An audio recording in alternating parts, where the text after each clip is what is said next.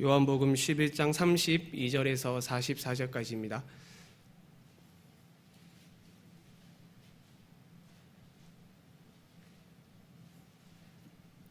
우리 함께 교독해서 읽도록 하겠습니다. 마리아가 예수 계신 곳에 가서 배웠고 그 발 앞에 엎드려 이르되 주께서 여기 계셨더라면 내 오라버니가 죽지 아니하였겠나이다 하더라.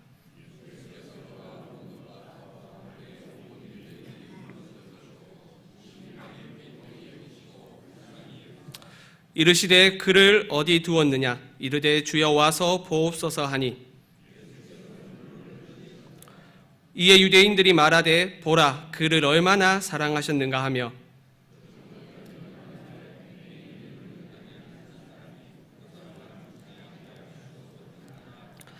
이에 예수께서 다시 속으로 비통히 여기시며 무덤에 가시니 무덤이 굴이라 돌로 막았거늘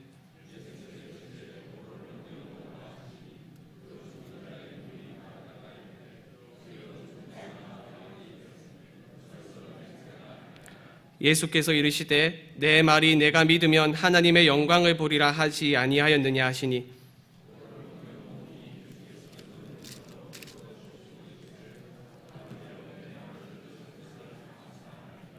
항상 내 말을 들으시는 줄을 내가 알았나이다.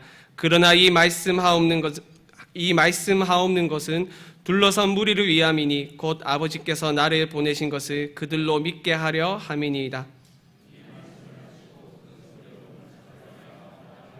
함께 읽겠습니다. 죽은 지가 나오는데 그 얼굴은 수건에 쌓였더라. 예수께서 이르시되 풀어놓아 다니게 하라 하시니라. 아멘. 지금까지 수요 예배 시간에 한 가지 주제를 정하여서 우리가 말씀을 나누었는데요. 12월 한 달은 우리가 특별한 주제를 정하지 않고 자유롭게 말씀을 나누기로 하였습니다. 그래서 저는 오늘 우리가 읽은 본문을 가지고 빛과 어둠의 만남이라는 제목으로 함께 하나님의 말씀을 상고하고자 합니다. 성경을 계속해서 통독하신 분들은 요한복음이 말하는 예수님의 독특한 정체성에 대해서 아마 알고 계실 것입니다.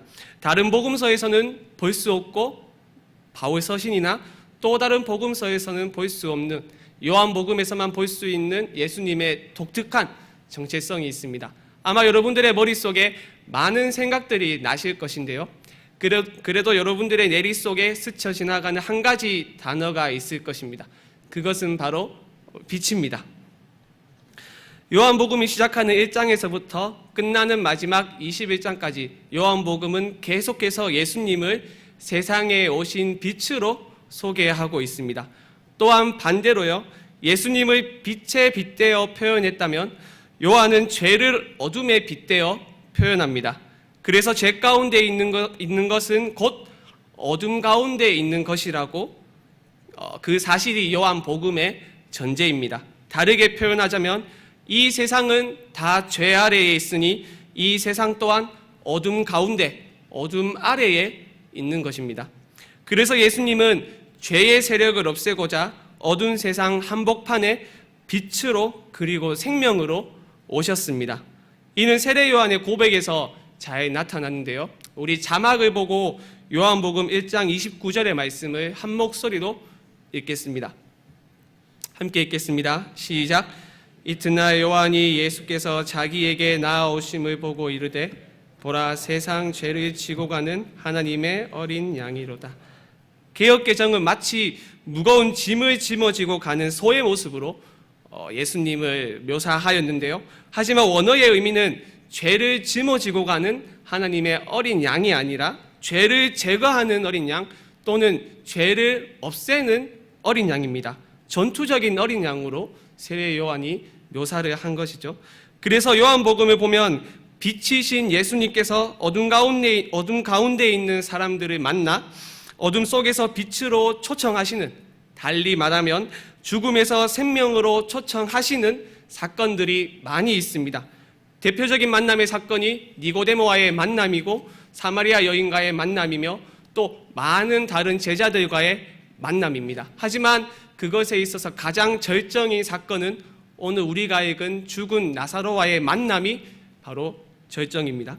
원래는 11장 전체의 말씀을 살펴보는 것이 좋은데요, 분량이 방대하기에 본문을 중심으로 살펴보되 앞의 말씀들을 함께 살펴봄으로써 11장 전체의 말씀을 함께 나누고자 합니다.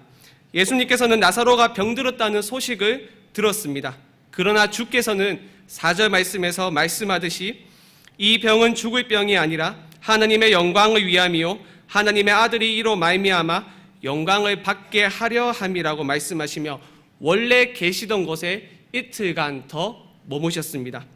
그 후에 주께서 제자들에게 뜬금없이 유대로 다시 가자 하셨고, 방금 유대인들로부터 위협을 받았기에 또 유대로 가자는 말을 들은 제자들은 의아해하였습니다.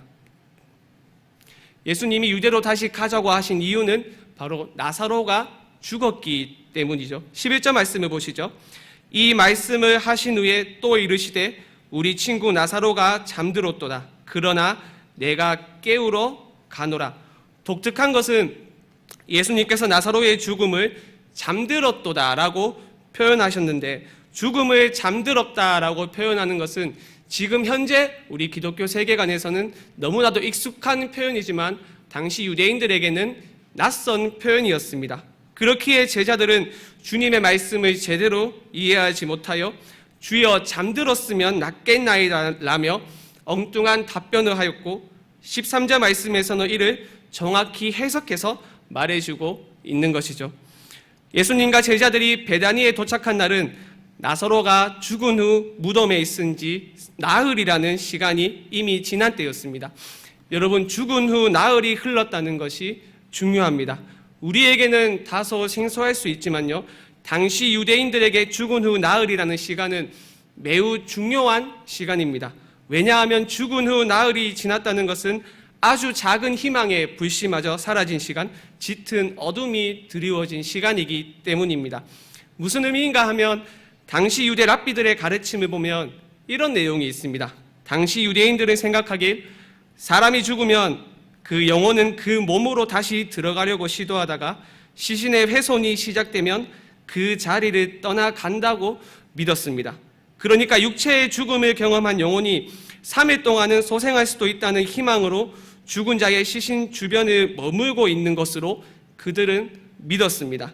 하지만 시신의 부패가 시작되어 훼손이 시작된 나흘째부터는 얼굴 색깔이 변하였기 때문에 영혼이 영원히 떠났다고 그들은 믿었습니다.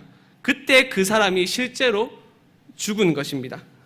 그렇기에 유대인들에게 죽은 지 하루, 이틀, 3일째까지는 다시 살아서 돌아올지도 모른다는 일말의 희망이라도 있는 시기입니다. 하지만 죽은 지 나흘이 되었다는 것은 그 일말의 희망마저도 사라져버린 시간입니다. 짙은 어둠만이 드리운 시간이죠. 39절 말씀을 미루어 보았을 때 마르다도 당시 랍비들의 가르침을 알고 있었고 또 그것을 믿은 것이 분명한데요, 무덤에 돌을 옮겨 놓으라는 예수님의 말씀에 그녀는 이렇게 대답합니다. 주여, 죽은 지가 나흘이 되었음에 벌써 냄새가 나나이다. 그렇기에 나사로가 죽은 지 나흘째 되는 날에 주께서 방문하신 것은 어떻게 보면 의도적인 계획이었다고 할 수 있습니다. 왜냐하면 시체의 부패가 시작되기 전, 그러니까 만약에 나흘 전에 방문하셔서 나사로를 살리셨더라면 당시 랍비들의 가르침을 믿고 있었던 사람들은 크게 놀라지 않았을 것이기 때문입니다. 정리하자면 나사로가 죽은 지 나흘이 되었다는 것은 죽음이라는 사단의 마지막 무기 앞에서 아무것도 할 수 없는 무기력한 시간을 의미하는 것이고, 모든 것을 포기하는 시간이며 어둠이 가장 절정에 달하는 시간입니다. 바로 그때 빛이신 예수님께서 찾아오셨습니다. 이어지는 20절에서 27절까지는 예수님과 마르다가 대화하는 장면이 등장하고 28절부터 새로운 인물인 마리아가 등장하여 예수님과 대화하는 장면으로 전환됩니다. 그런데 마리아 혼자서 예수님께 나아간 것이 아닙니다. 31절 말씀을 보시면요, 마리아를 위로하기 위하여 모여든 많은 조문객들과 함께 갔습니다. 마리아는 예수님을 만나기 위하여 집을 떠나갔지만 조문객들은 곡하러 무덤에 가는 줄로 생각하고 마리아를 뒤따라갔습니다. 이제 이야기의 흐름은 예수님과 마리아를 포함한 조문객들과의 대화로 바뀌게 되었습니다. 제가 여러분들과 함께 주목해서 보고자 하는 말씀은 35절 말씀에서 예수께서 눈물을 흘리시더라입니다. 여러분, 예수님께서 왜 눈물을 흘리셨던 것일까요? 아마 여러 이유가 있을 것입니다. 33절 말씀이 말하는 것처럼 마리아와 조문객들이 울며 울음 바다를 만들자 거기에 함께 동화되어서 우셨다고 할 수 있습니다. 하지만 이것은 예수님의 눈물을 너무 피상적인 눈물로 만듭니다. 또 나사로의 죽음 앞에서 슬픔이 북받쳐 눈물을 흘리셨다고 할 수 있지만 여러 의문점들이 있습니다. 37절에서 무리들이 말한 것처럼 예수님은 나사로가 죽지 않게 하실 수 있었습니다. 더군다나 나사로가 병에 걸려 누웠다는 소식을 듣고 바로 방문을 한 것이 아니라 의도적으로 늦게 오셨습니다. 이런 내용들을 미루어 보았을 때 단순히 나사로의 죽음 때문에 예수님이 슬퍼 눈물을 흘리셨다고는 볼 수 없습니다. 우리는 본문의 흐름을 조금 더 주목해서 볼 필요가 있습니다. 예수님은 어떤 말씀을 들으신 이후에 눈물을 흘리셨습니다. 주께서 어떤 말을 들었는지는 34절 말씀을 보면 알 수 있습니다. 주여 와서 보옵소서입니다. 재미있는 것은요, 예수님은 그를 어디 두었느냐 하며 물으셨습니다. 하지만 돌아오는 답변은 동문서답의 답변처럼 보입니다. 분명 예수님은 어디에 두었느냐 하며 where로 물으셨는데 돌아오는 답변은 저기에 두었습니다, 여기에 두었습니다와 같이 장소를 말하는 것이 아닙니다. 엉뚱한 답변입니다. 와서 보옵소서. 그리고 개역개정에서는 이 말을 한 주체가 명확하게 드러나지 않는데 그렇기에 누가 그 답변을 했는지 알 수 없습니다. 마리아의 답변인 것처럼 보이기도 하지만 원어는 마리아를 포함한 많은 조문객들을 의미하는 3인칭 복수입니다. 그러니까 그를 어디 두었느냐라는 주님의 물음에 그 자리에 있던 많은 사람들이 일제히 와서 보옵소서라고 답변을 한 것입니다. 제가 지금 앞에 있어서 약간 떨려가지고 좀 무미건조하게 이야기를 했지만 당시의 사람들이 제가 말했던 것처럼 무미건조하게 이야기를 하지는 않았겠죠. 와서 보옵소서라는 그들의 외침에는 나사로의 죽음에 대한 슬픔과 안타까움, 그리고 죽음이라는 거대한 세력 앞에서 그들이 느끼는 무능함, 죄가 인간에게 주는 모든 비참함을 포함하는 부르짖음이지 않았겠습니까? 그렇다면 왜 예수님께서 와서 보옵소서라는 그들의 부르짖음에 눈물을 흘리셨던 것일까요? 다소 엉뚱하게도 보이는 와서 보옵소서라는 그들의 울부짖음에 주께서 눈물을 흘리셨던 이유는 무엇일까요? 도대체 와서 보옵소서, 이 짧은 문장 속에 어떠한 의미가 담겨져 있을까요? 우리는 이것을 알기 위해서요, 와서 보옵소서라는 표현이 사용된 다른 말씀들을 함께 살펴볼 필요가 있습니다. 다소 불편하더라도요, 우리 요한복음 1장 말씀을 한번 좀 함께 봤으면 좋겠습니다.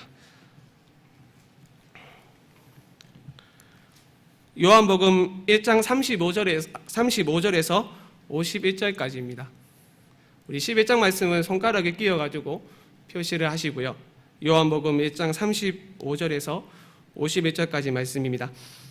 1장 35절에서 51절까지 말씀까지 와서 보라라는 표현이 두 번 사용되고 있습니다. 한 번은 39절 말씀에서 예수님이 자신을 따라오는 두 사람을 향하여 하신 말씀입니다. 35절에서 38절까지 제가 읽겠습니다. 또 이튿날 요한이 자기 제자 중 두 사람과 함께 섰다가 예수께서 거니심을 보고 말하되 보라 하나님의 어린 양이로다. 두 제자가 그의 말을 듣고 예수를 따르거늘 예수께서 돌이켜 그 따르는 것을 보시고 물어 이르시되 무엇을 구하느냐? 이르되 랍비여 어디 계시니까 하니, 랍비는 번역하면 선생이라. 개역개정에서는 랍비여 어디 계시니까 라고 다소 애매하게 번역하였지만 원어는 선생님 사시는 곳이 어디입니까? 입니다. 어디 사십니까? 라는 그들의 물음에 예수님은 자신의 집 주소를 말씀하신 것이 아니라 와서 보라라고 말씀하셨습니다.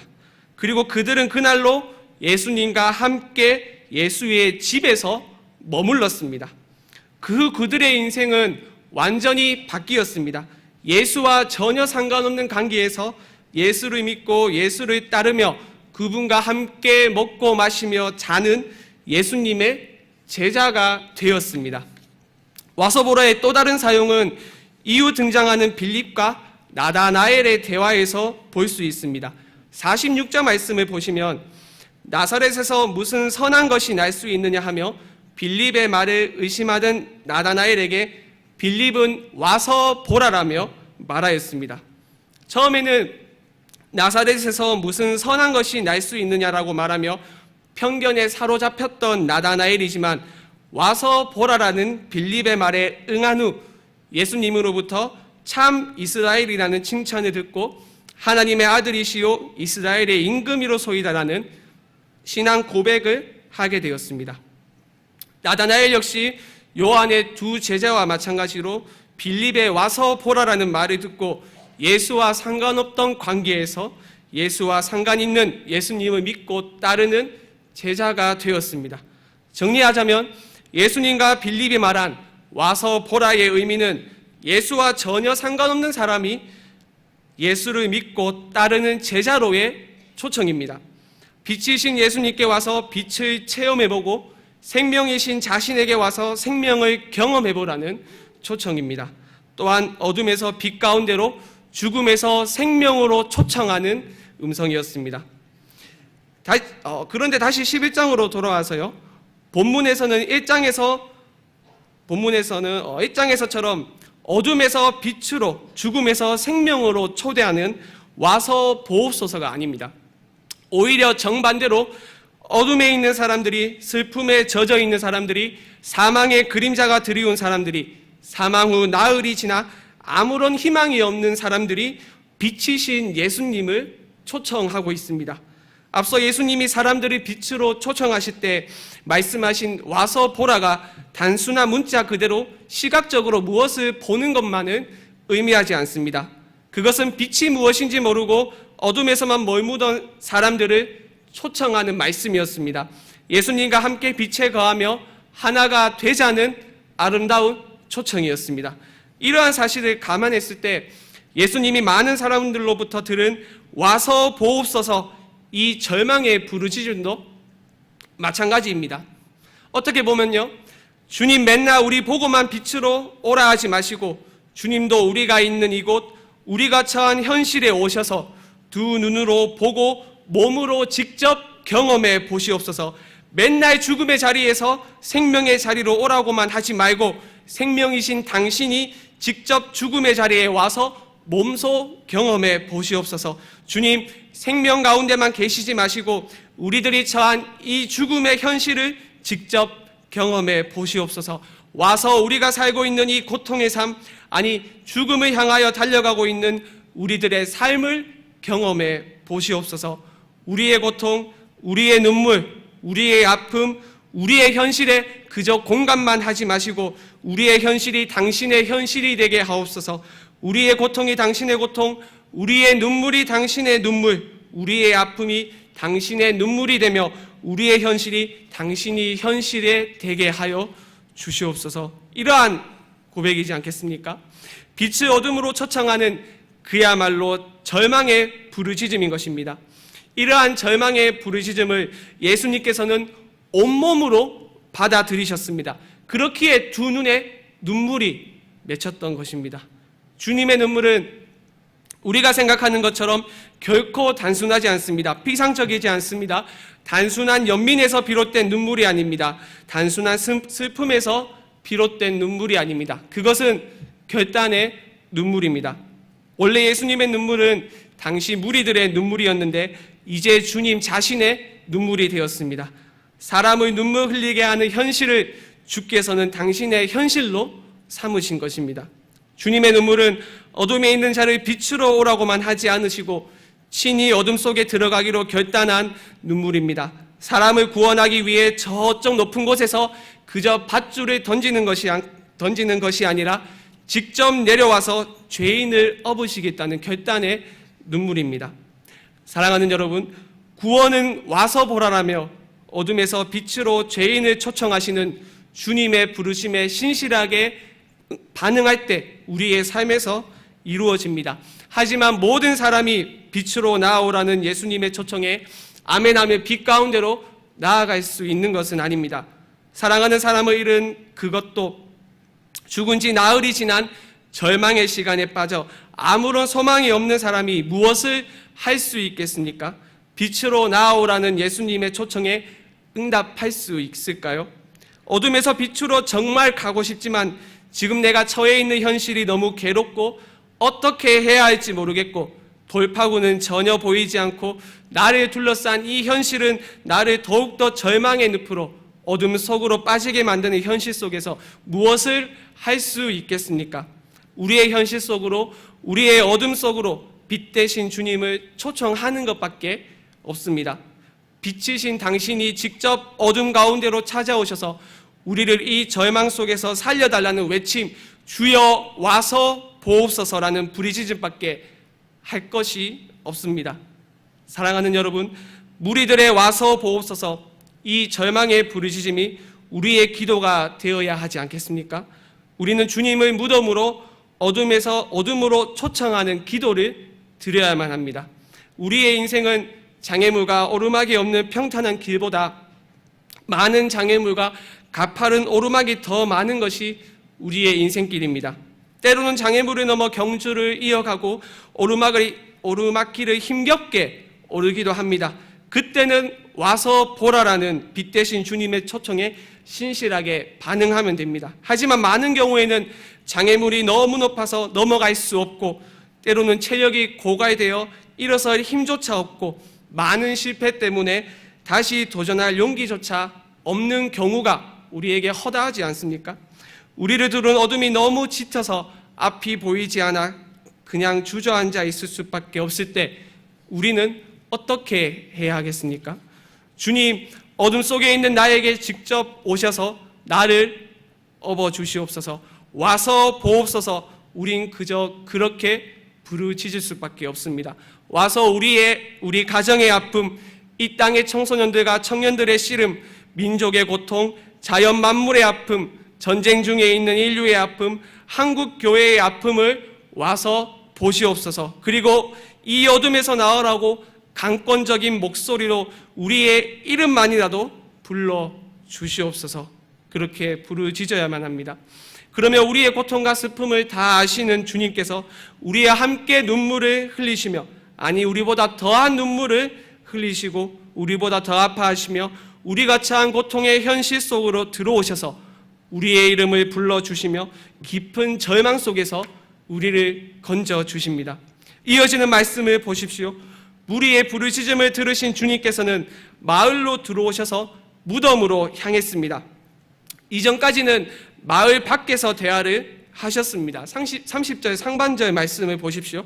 예수는 아직 마을로 들어오지 아니하시고 지금까지 마을 밖에서 무리들과 대화를 하셨습니다. 하지만 무리들의 부르짖음을 들은 주님은 발걸음을 옮겨 마을로 들어가시고 나사로의 무덤으로 발걸음을 옮기셨습니다. 38절 말씀을 보시죠. 이에 예수께서 다시 속으로 비통히 여기시며 무덤에 가시니, 그리고 이미 부패가 시작되어 썩은 냄새가 진동하는 무덤 속으로 들어가셨습니다. 모든 사람들이 희망을 포기한 시간, 죽은 지 나흘이라는 시간에, 심지어 나사로의 유가족마저도 모든 것을 포기한 절망의 시간에 예수님은 친히 무덤 속으로 가셔서 단지 나사로의 이름만 부르셨습니다. 나사로야 나오라. 예수님은 빛과 생명 그 자체이기에 그분의 말씀에는 죽은 사람에게 생명을 공급하는 힘이 있었습니다. 죽은 사람을 일으키는 힘이 있었고 일어나 걷게 하는 힘이 있었습니다. 사랑하는 여러분, 지금 우리가 직면한 현실이 희망이라고는 전혀 찾아볼 수 없는 절망적인 상황일지라도 우리는 포기하지 않고 주님을 우리의 삶에 초청하는 기도를 해야만 합니다. 우리 개인의 삶으로뿐만 아니라 깨어진 우리의 가정과 여러 어려움이 있는 한국 교회에, 분단된 우리나라와 전쟁과 기근과 자연재해로 고통받고 있는 세계에 주님을 초청하는 기도를 드려야만 합니다. 주님, 강권적인 목소리로 단지 우리의 이름만이라도 불러 주시옵소서. 오직 빛과 생명이신 주님만이 우리를 이 어둠 속에서 건지실 수 있으니 오셔서 우리의 이름을 불러 주시옵소서.